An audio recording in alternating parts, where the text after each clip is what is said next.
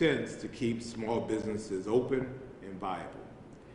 In any case, I still feel that this could have been handled better, communicated better, and it was not. And I'm upset about it because the small businesses here and its effects. We will further address the matter specifically with small businesses in the coming days. Someone asked a question the other day about why was I so upset about it, or if I was the only person upset about it. And my response is, don't be mad at me because I go hard for my city, and go hard in the paint for my city, and go hard in the paint for our small businesses. These are very, very difficult times. This is money that is taxpayer money. And so we have lobbied actively with our senators because we felt that this type of thing would happen if the funds did not come directly from the federal government to the city of Savannah. When you insert a third party things happen. That being said, tomorrow I will deliver my first and virtual State of the City address starting at 6:30 p.m. And I will highlight the city's accomplishments over the last 10 months or so, and certainly our challenges over the last 10 months or so and going forward, and looking at where we go from here. If someone would like to submit a question ahead of time, they can email sotc@savannahga.gov, SOTC, State of the City, @savannahga.gov, or call 912-651-6410, 912-651-6410.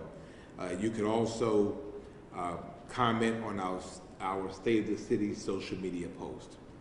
And the city manager, myself, and we'll have our department heads available to answer questions.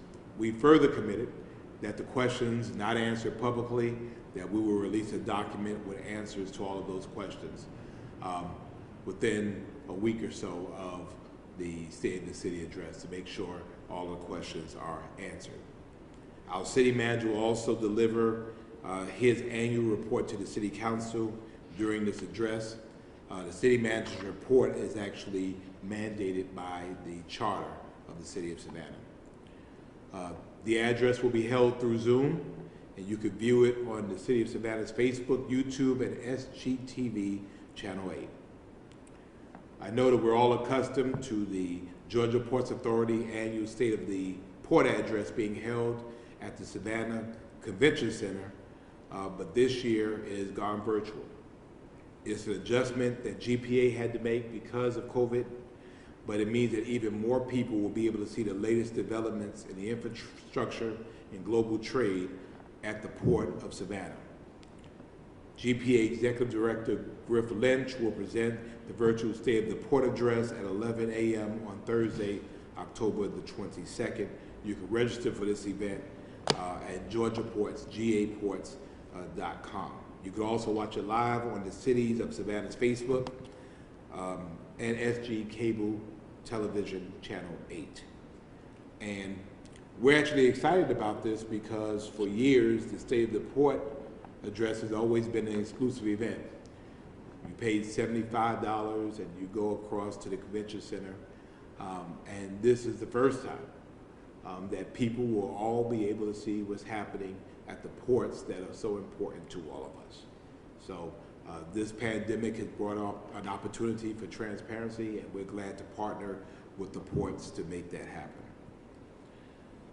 Our COVID-19 numbers have begun to show an increase, and we ask that you please remain vigilant for the health and safety for all Savannahans.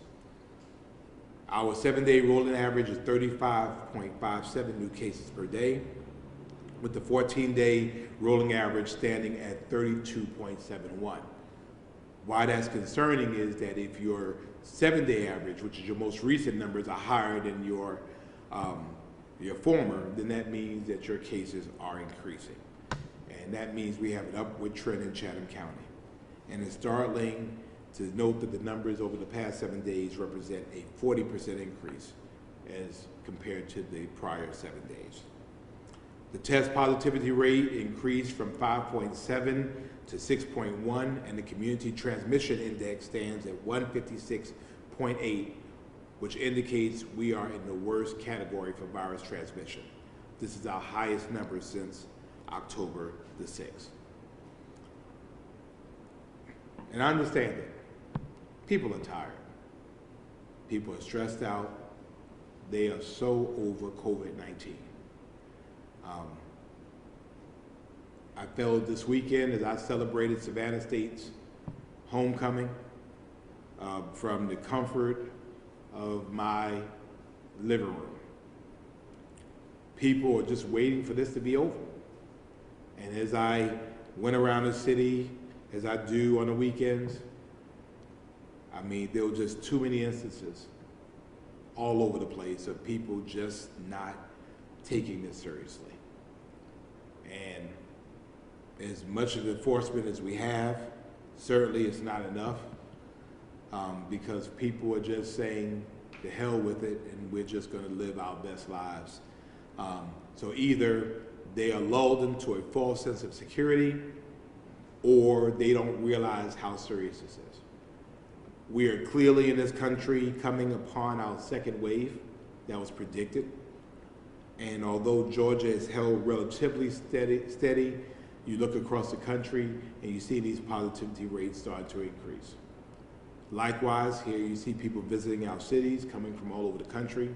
And again, this is a continued cause for concern. I can only ask, I can only beg and continue to plead with people that this is serious. We have to continue to follow the science. We have to continue to wear our masks. We have to continue to watch our distance. We have to continue to wash your hands. And if you might have been exposed to the virus, we want you to get tested. We already know at the West Chatham Elementary School, the school was closed because some administrative personnel there tested positive. And we don't know what the remainder of that is, but we also know that the school has been closed for the week. We know that in Atlanta, the Atlanta public school system has decided to close for the remainder of 2020. Again, this is real. And we are only a few infections away of really being back at that red level that we've worked so hard to get beyond. I've known too many people who did not take this seriously and unfortunately are no longer here with us. And after listening to Governor Chris Christie's very poignant description of saying that if he wished he had known better because he would have done better. We don't want people to be hospitalized. We don't want people to be traumatized before they recognize that masks work. Wash your hands and watch your distance. This week, you can get a COVID-19 test at the Savannah Civic Center on Tuesday, Thursday, and Friday from 8:30 a.m. to 1 o'clock p.m. No appointment is needed. And on Wednesday, the Coastal Health District will be testing at the State Farmers Market located at 701 U.S. Highway 80 in Garden City from 9 a.m. to 4 p.m. Wednesday testing requires an appointment.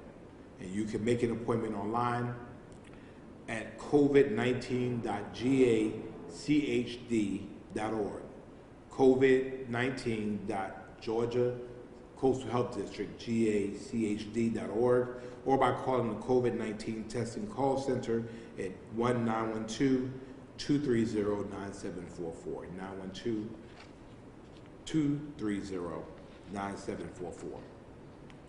We also know that this is a time and we're asking people to make sure that they take their flu shots. I plan to get mine this week, and I hate shots. I might even be bold enough to make a video of me getting my shot because we don't know what the added element of COVID, of how this is going to look. So we're asking people to do it sooner rather than later. So please, hopefully all of you have gotten your flu shots. Yes? No? No? No? No? Good, yes? Okay, so by next week, we will all have our flu shots, right? All right. We could all go do it together. Seriously, we could do it together. Nick, make that happen. We're gonna all go get our flu shots together. We all do it here. Halloween is a little over a week away, and you should know by now that things will not be the same. And we are asking people to celebrate differently this year. Please avoid traditional trick-or-treating. Do not let people come to your house and knock on your door and then open the door and give them stuff. Avoid that. That's dangerous behavior in which people could be affected. Avoid indoor haunted houses. Avoid costume parties. Avoid hay rides and tractor rides. We would prefer you do low-risk activities, carving and decorating pumpkins with members of your household or outside at a safe distance with family and neighbors and friends, having a virtual Halloween costume contest, creating a trick-or-treat scavenger hunt inside your house rather than going door to door, or one-way trick-or-treating with individually wrapped goodie bags lined up for families to come by, grab it, and go. Social distancing, mask wearing, and hand washing is recommended. I mean, there's just no way we could do this and do this safely the way we've always done it. You can find more suggestions online at cdc.gov, cdc.gov.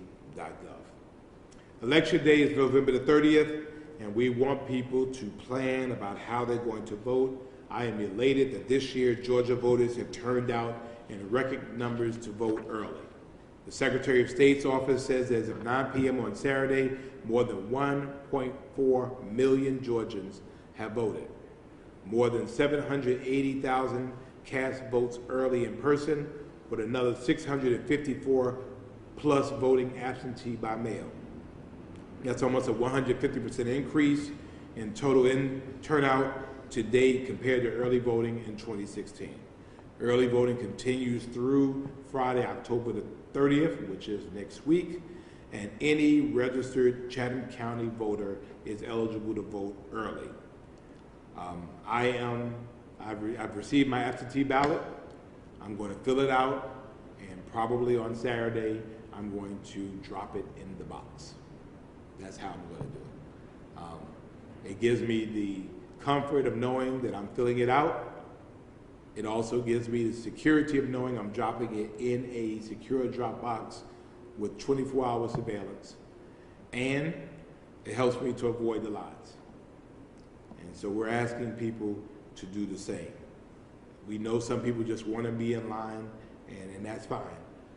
But you know, we expect that long waits. And then certainly we don't know what might happen on Election Day.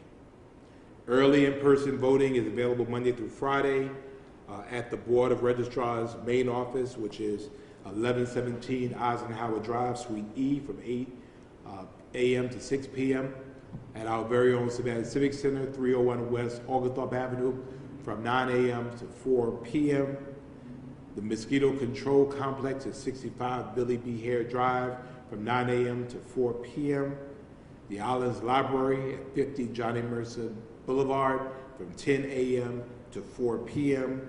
And at the Southwest Library at 14097 Abercorn Street, from 10 a.m. to 4 p.m. And the Pooler Recreation Park Gym, 900 South Rogers Street, from 10 a.m. to 4 p.m. And you can go to any of those locations. This coming Saturday and Sunday are the last weekend days that you can vote early in person. Voters can cast an early ballot in person at the Board of Registrars' office and at the Savannah Civic Center. Saturday hours are 9 a.m. to 4 p.m. Sunday hours are noon to 5 p.m. And so, as we've said before, we understand it takes a long time to wait in line to vote, and so we want to make sure that we are allowing our city employees a reasonable opportunity to exercise this important right. So any City of Savannah employee will be allowed 2 hours at the beginning or the end of their workday to vote from now through Election Day. Employees are expected to coordinate with their supervisor about the date and time they will be voting. And so we want to make sure that our city employees are afforded that opportunity. And again, we found a variety of ways for them to be able to do that. If someone wants to request an absentee ballot like I did, you could do so until Friday, October the 30th, and you can register to request one online at ballotrequest.sos.ga.gov, ballotrequest.sos.ga.gov, or in person at the Chatham County Board of Registrar's office. Make sure you follow all the instructions on your ballot to fill it out correctly, then sign and seal your completed ballot. You can return your ballot by mail, in person, or at a secure drop box. Mailed ballots must be postmarked by November the 3rd and received by November the 6th. If you're voting by mail, send it in as soon as possible. Do not wait. You can drop off your ballot in person to the Board of Registrar's office or in the secure election drop box like I did. As you know, there are 4 drop boxes in the city of Savannah: the Savannah Civic Center, the Carver Village Community Center, the WW Law Community Center, and the Liberty City Community Center. And we're glad to know that the city of Pooler now has a drop box at the Pooler City Hall, and that is specifically for our Highlands residents that will have easier accessibility, closer proximity to their homes, rather than going to Garden City like before. So we'd like to thank the city of Pooler for that. All absentee ballots brought to the office or placed in the drop box must be received by 7 p.m. on Election Day, November the 3rd. And those planning to vote in person on Election Day can find their polling place at mvp.sos.ga.gov, mvp.sos.ga.gov. The public engagement process for the long-awaited Project Iren will start in the next couple of weeks. This $90 million project, long overdue, the second largest municipal project the city of Savannah has undertaken, ranks as the highest transportation need in our city. And as you know, Project Iren literally runs east and west. It is our major corridor to get from one side to the other, from 516 all the way to unincorporated Chatham County. The meeting will be on Tuesday, November the 10th, from 4 p.m. to 7 p.m. at the Savannah Fairgrounds, located at 4801 Medding Street. That's Tuesday, November the 10th, from 4 p.m. to 7 p.m. at the Savannah Fairgrounds. This is not a town hall meeting, and anyone with comments will be able to leave them in writing or with a court reporter. You can learn more about the project and follow updates at projectiren.com, projectiren.com. That ends my prepared comments this morning, and I will be happy to answer any questions you may have. Good morning, Mayor. Good morning. Just one question for you. Going back to the CARES Act funding, I'm sure a lot of people have reached out to you with frustrations. Just curious if you could share any details on conversations between you and business owners, community members, et cetera. Sure, and thank you. I tried be very clear and very direct. The record is very clear from the Georgia Municipal Association, from the ACCG, the communication we received. We have been very upfront about how we were planning to spend the money. We've always talked about it in round 1, round 2, and round 3. We know that the state monitors our news, as well as news from around the state. If there was a change, if we had it wrong, then certainly someone could have said, well, Savannah, well, ACCG, well, GMA, well, other states, counties and cities around the state, you're communicating this wrong. I don't dispute the fact that it's the governor's decision to make. But I dispute the fact in how this was communicated. And so I've been very, very clear with businesses here. I'm sorry. Our intentions were clear. Our intentions were well stated. We wanted to use this money to be able to help people make it over this hump. We here in Savannah felt what people were feeling, and we knew of the challenges that people were having in paying rent and paying mortgages and utility assistance. We knew of the challenges that businesses had in being able just to stay open. And we recognized that these COVID losses, because that's what the money goes to, was to be able to help them to get over that hump. We know now that some of these businesses won't survive. And I mean, I apologize for that. And I've told businesses I've talked to, and for the many calls that I received, that I'm sorry about that. And I'm directing them to their governor and to those locally that co-sign on that. Because the reality was unemployment is important, but businesses have to stay alive in order to pay the unemployment. And so if you look at, let's say, a $300 increase on unemployment insurance, but businesses can receive $20,000, when you look at that, they could have probably absorbed that on that end of it. We could have certainly talked about, split funding. If we received half of the 8.5 of the 17 million. I mean, again, we could have done some other things. But again, we have been a victim of just lax communication. We hear about it in press releases. And so then we are charged to talk to people and explain to them what's going on. And so, yeah, I was very upset. And I remain upset about it. And I'm upset not because of me, but I'm upset because of our businesses. And I'm upset for people who were holding on to the hope that we gave them based on what we understood the deal to be. ACCG and GMA would not have issued something to us saying that we have negotiated if it was not true. And the fact was that I believe it was true. The governor changed his mind, and he should just say, I changed my mind. But then you communicate with people soon enough so then we can prepare people. And that's my whole thing. I'm just saying, just be straight up. And, when you look at, the Atlanta chamber supported this and this chamber supported it, well, I don't see folks down here saying they supported this. We're trying to keep businesses open. Thank you. I'm sorry to go rant, but I'm still a little perturbed. Good morning, Mr. Good morning, ma'am. I like your bow tie. Thank you. Trying a different look. Yeah, I think that works for you. Thank you. So, my first question, or rather my only question is, you talked about some of the increases we're seeing now with the COVID-19 infections. Now, if we fast forward to Halloween, it's on a Saturday, right? Which is only going to aggravate, the situation more. So, what are you looking at for enforcement on that day? Because I think, downtown is going to be an issue. Halloween in Savannah is always an interesting day. Halloween on a Saturday in Savannah just amps everything. I mean, you see all kinds of stuff. And we recognize that the behavior might even be more risky. And so we'll have a courageous conversation with the city manager and the police chief and our special events about how that's going to be able to be addressed.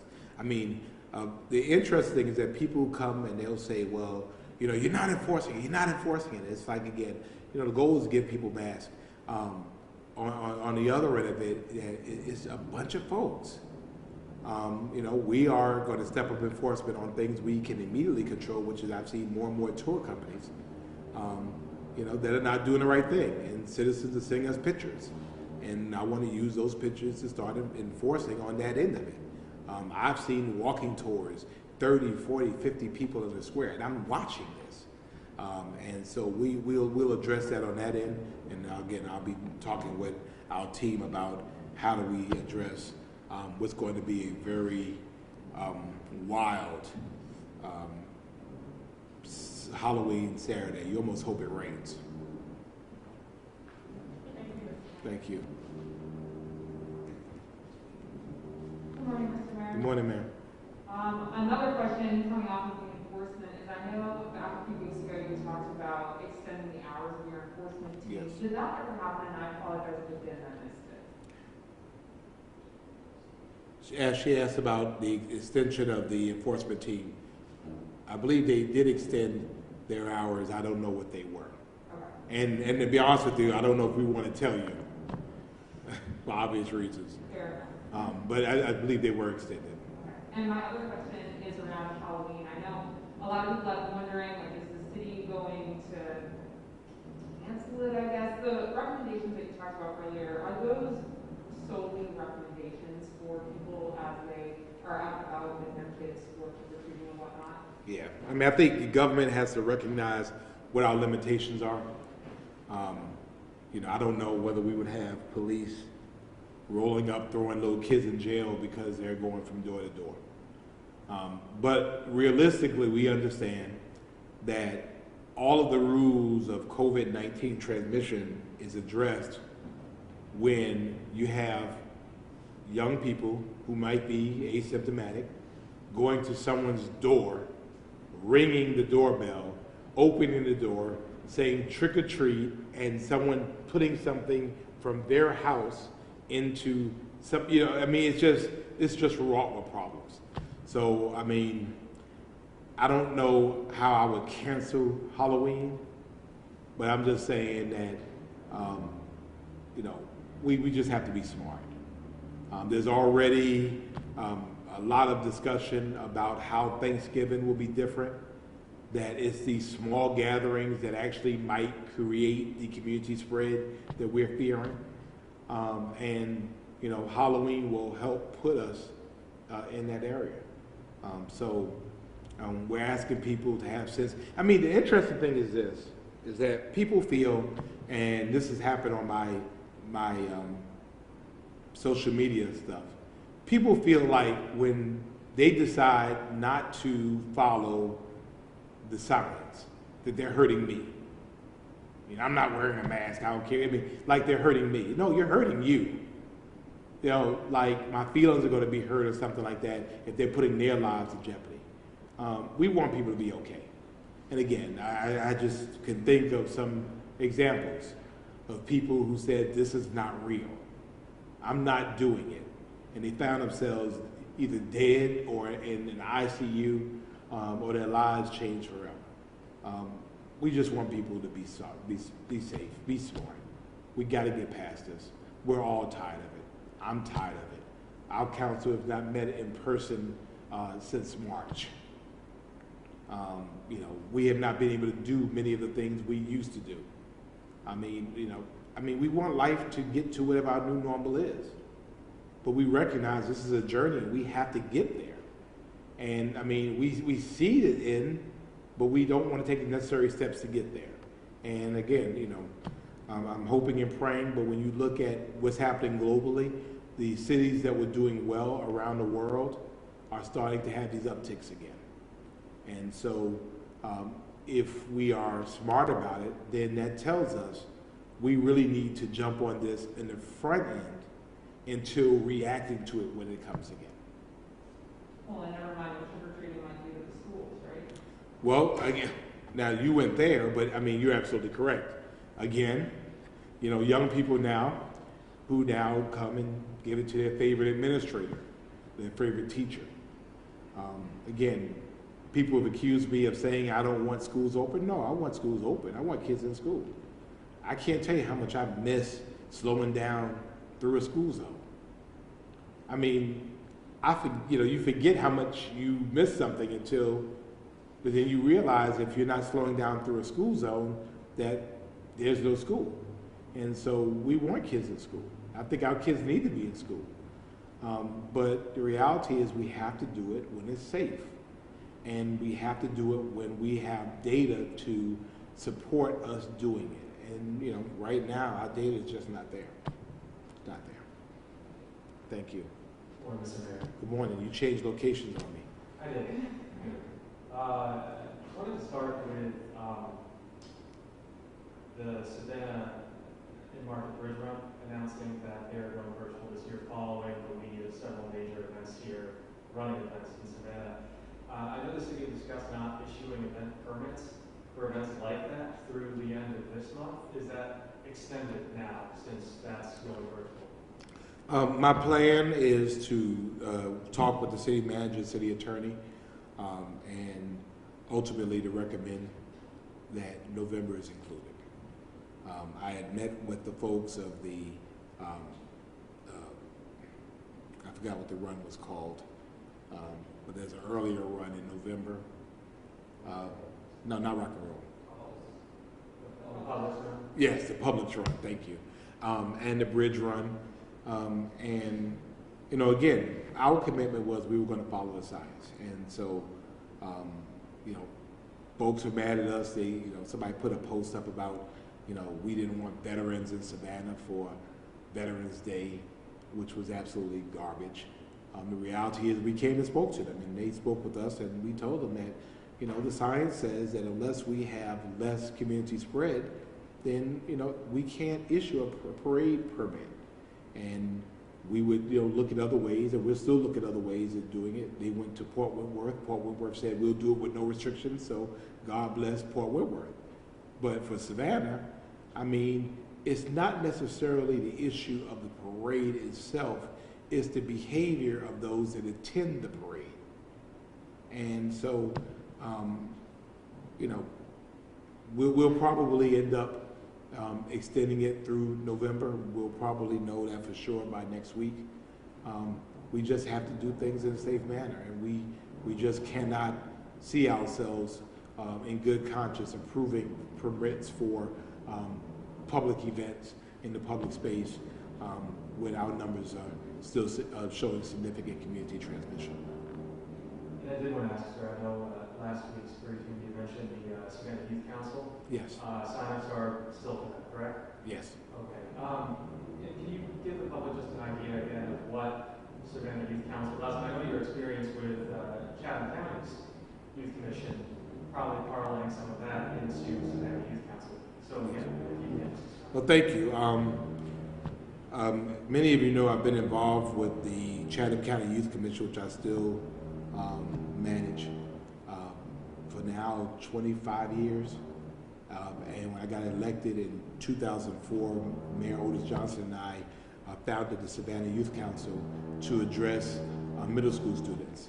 The goal of this is governmental community engagement with youth, helping them to understand their government. We've recognized through even the Youth Commission, and we are now recognized nationwide because of this, that we've really found a formula of getting young people involved in government at earlier stages, which really results in them knowing about their government, being engaged in government, and although they used to get of age and leave and go to college and never return, we found that they are going to college and they're coming back wanting to help. And so this is our, I guess, 17th iteration of our youth council. Our youth council members now, our first youth council members now are literally in their 30s. Our youth commissioners are in their 40s. We just recently had one become the newest juvenile court judge, Roxanne Formey. So we're very excited about what that has shown in terms of dividends of young people, that we're raising our own bench, so to speak, to come back and to help our community. And so we recognize that we're going to have to do it virtually. It's going to be different, but I think that we still have opportunities to give young people a front row seat of how we are managing this. And the importance of it is that long after we're gone from the scene, that one day there might be a former youth council member, former youth commissioner, that says, you know, when I was a child, I remembered the city of Savannah going through a pandemic, and this is what they did. Here were the good lessons, here were the not so good lessons, but it provides them a frame of reference. And so I think that in helping to build our bench, we want them to see in very real time the challenges that we're facing. The truth is adults don't know it all. The truth is adults are scared. The truth is adults don't always get it right. But I think they need to see us in a very authentic way, in a very transparent way. And again, these young people are smart, and I'm just amazed at the younger they are, the smarter they are. they're more engaged. If you ever want to see how smart a young person is, have them program your iPhone 12.